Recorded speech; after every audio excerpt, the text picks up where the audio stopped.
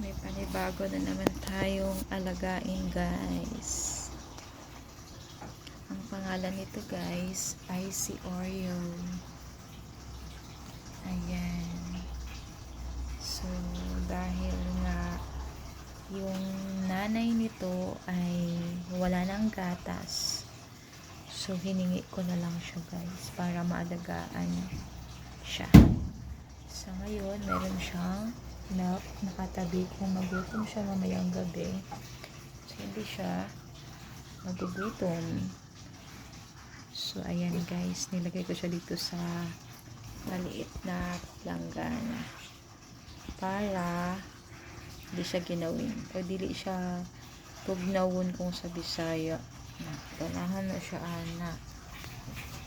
Ayan, si Oreo. Ayan.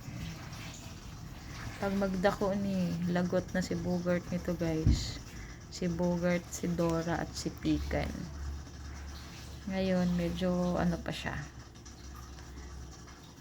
Bait-bait pa to. Pag maglaki, 4 months, 6 months na to, naku po.